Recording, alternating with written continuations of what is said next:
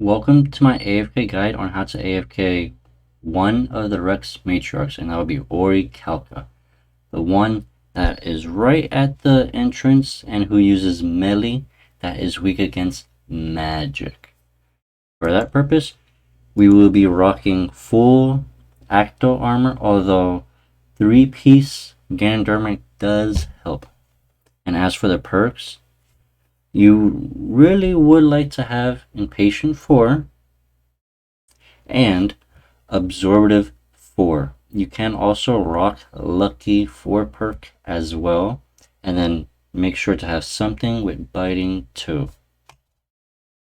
And then you don't need the Devoted perk or Enhanced Devotion because we'll be using Soul Split for this purpose. Now, for the inventory, you will need an Ancient Elven Ritual Shard, and if you're an Iron, that is locked behind a rather high Slayer requirement of 104 or 103. You'll want 10 doses of Overload, and it's very important to have a Blood Reaver. And then it helps to have dual wield magic. Now I did do this with a singular orb and seismic wand. It does help, and you can even do this with Elders, which is tier 85. And it's very important to have the Amulet of Souls. For the God Book, when is good, but you'll be using a lot of money for that. I just like to use the Scripture of Jazz, which it costs about 4-5 mil, and I use it just for its passive effects. I don't use the book physically. And then, of course, I love the dwarves, as you would like the Heart of the Warrior drop. Don't forget magic notepaper, although it's not really required, it's just more if you actually want to pay attention. And for the archaeology relics, you will need to have 97 or 99 archaeology so that you have the persistent rage. And then afterwards, it might help to have Berserker's Fury and Fury of the Small. Now for the action bar, you will want a greater concentrated blast, which is from Care Pack, Omni Power with combination of the Zuck cape, the basic one, Asphyxiate, Wild Magic, Corruption Blast, Dragon Breath, Combust, Sacrifice, Impact, and then Rack. If you're using Ganodermic, I suggest right after Wild Magic, in between Corruption Blast, you'll want to use Debilitate there, because you will get hit a little bit harder in full Ganodermic. Of course, the perks do also help. Lastly, you want to be on the Ancient Spellbook to have the Shadow Blitz spell and Animate Dead. If you really want, you could use a Blood Blitz, as it will heal you 5% of the damage, which it shouldn't be a factor too much. And if you're an Iron, you have better use for these fire runes, in which case I'll just be using the Shadow. So, summon your Blood Reaver and go through the Rex Matriarch portal.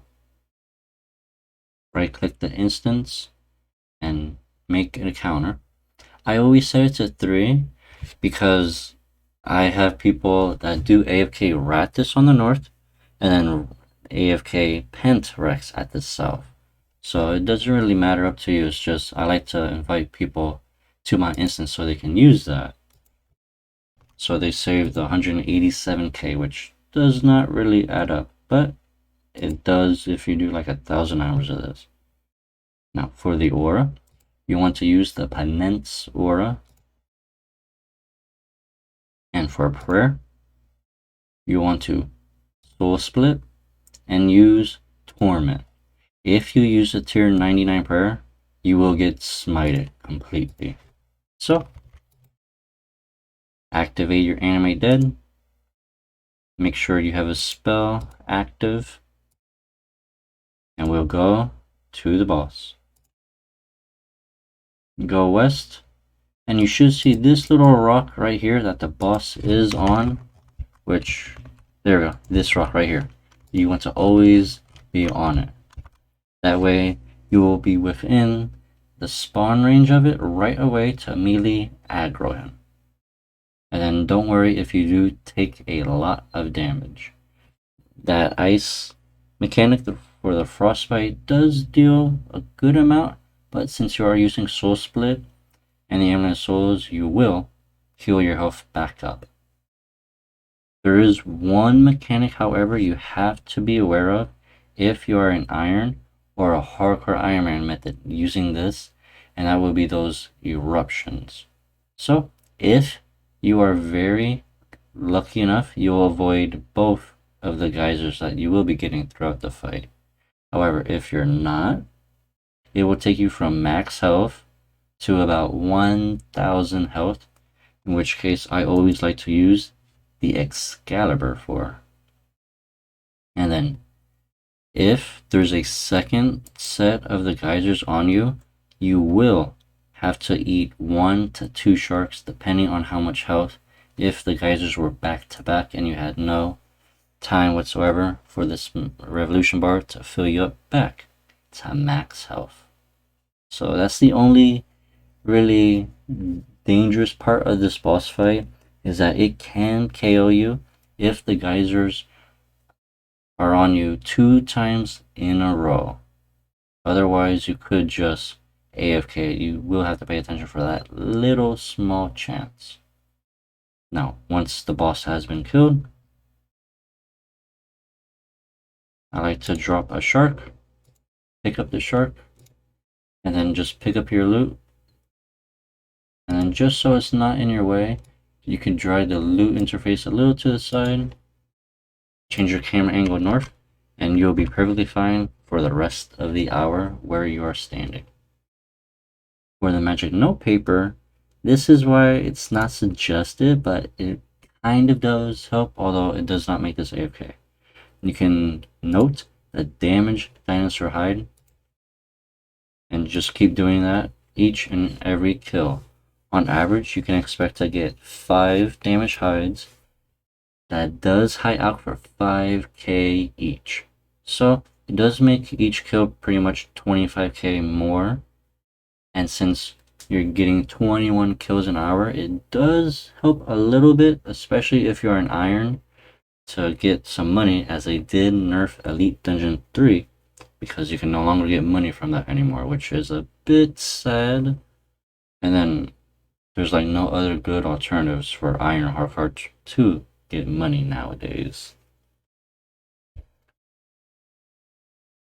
And yeah, that's about it. I mean, it's a very straightforward. You just have to be careful about those 2 eruptions.